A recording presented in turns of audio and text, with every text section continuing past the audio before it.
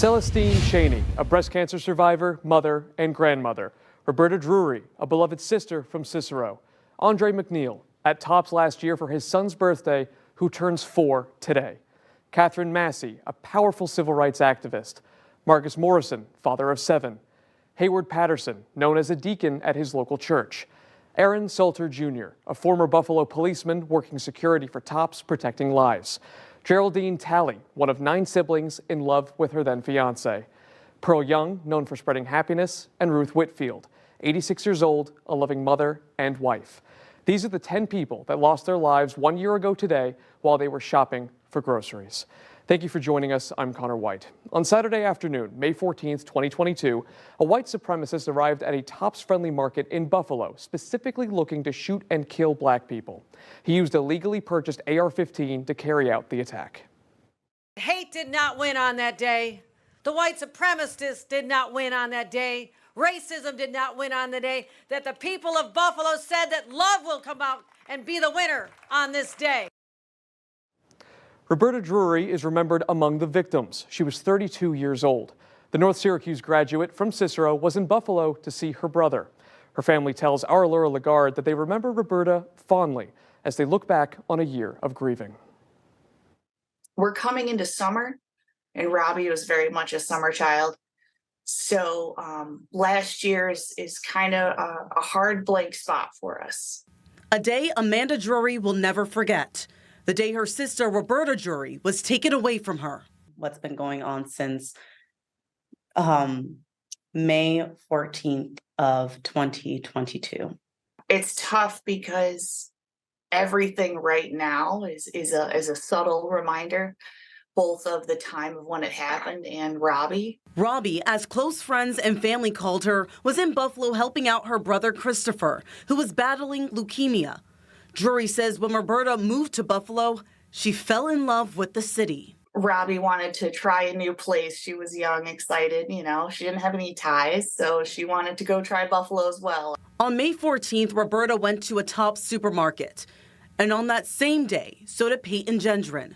Gendron wore bullet-resistant armor and a helmet equipped with a live-streaming camera and opened fire in a racist attack, killing 10 black people, including 32-year-old Roberta Drury. Christopher had texted me, hey, there was an incident and we can't get a hold of Robbie. And I said, well, it's the middle of the day.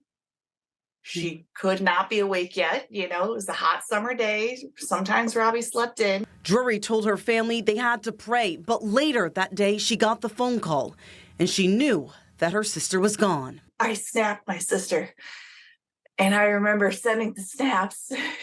Hey, dork butt, we're not bothering you. You're not in trouble. Just text us back, And then, you have to look at that sent message on your phone for a while before it goes away.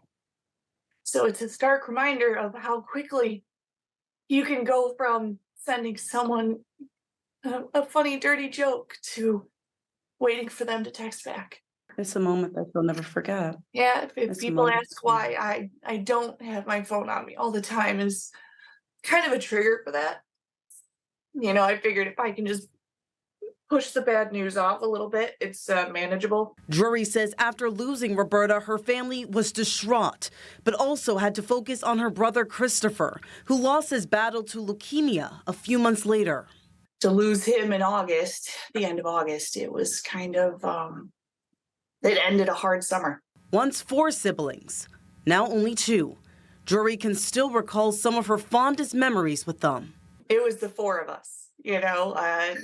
We did everything together. And like I said, summer was our free time. Robbie was the hype woman. Christopher was a witty balance of just the right thing to say to get everybody laughing. Amanda commends the city of Buffalo for their fast response.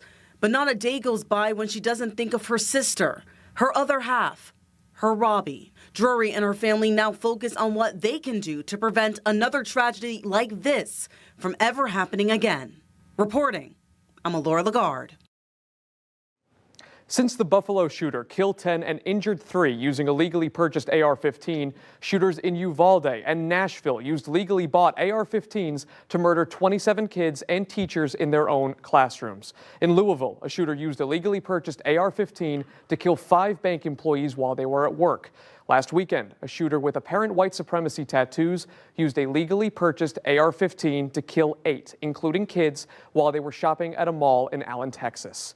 After the massacres at the Buffalo Tops and Robb Elementary in Uvalde last May, Congress passed gun legislation to promote state red flag laws and stop perpetrators of domestic violence from buying guns. Since then, no movement, with President Joe Biden making demands to reintroduce an assault weapons ban. It's an impossible ask of a Republican-controlled Congress. We asked Representative Claudia Tenney about this last month. Why do these shootings only ever happen in the United States with any degree of frequency? True. The largest mass shooting has occurred outside the United States. With any degree of frequency. Yeah. We're not talking one-offs. Yeah, we have a free society, number one. Number two, I don't really think it has anything to do with our gun laws, because our gun laws are very harsh. Good morning. I'm joined today by Lieutenant Malinowski with the Syracuse Police Department. Lieutenant Malinowski, thanks for being here this morning.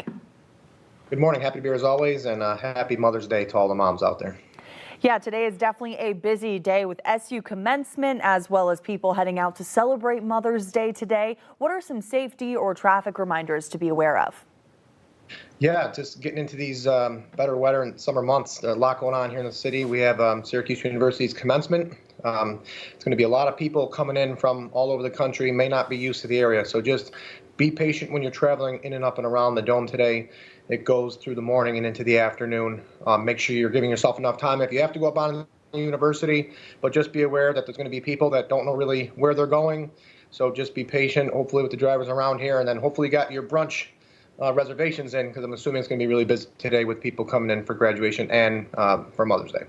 Also, always an important reminder to adhere to parking rules, not double parking on streets that shouldn't be, so emergency vehicles can get through. 100%. We always remind people that there's a purpose for every parking regulation that we have out there. All righty, and the next week is Police Week. What does that mean here in the city?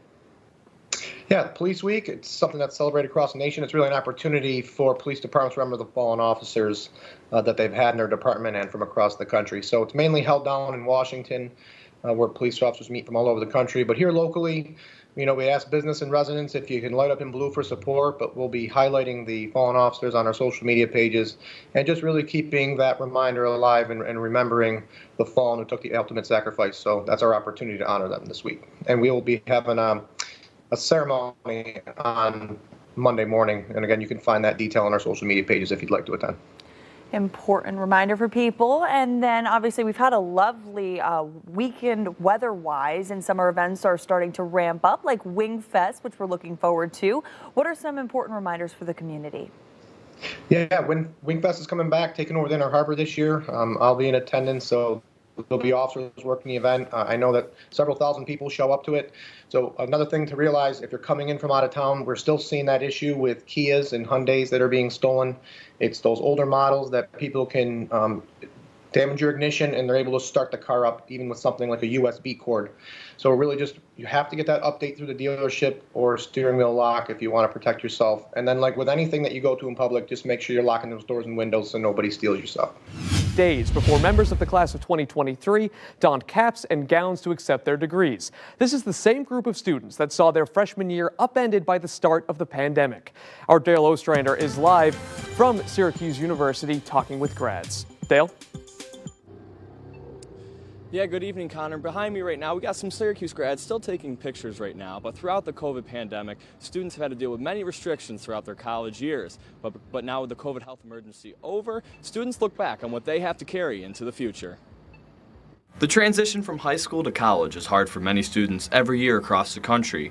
But for students who enrolled in college in the fall of 2019, the transition was highly unique. The transition from normalcy to COVID was really difficult, but it was even harder going back to normal because we got so used to sitting in our rooms, not talking to anybody. Parents in attendance as well understand the trials and tribulations their children have had to overcome. Well, people are very resilient, especially young people, and they just, it was great to see her go with the flow, and she really, all her friends, all the kids here handled it so well. But for graduates today, they say the lessons they learned in college will teach them how to overcome anything in the future. Patience and not giving up. So sometimes we felt like, oh, we can't do this. This is so hard.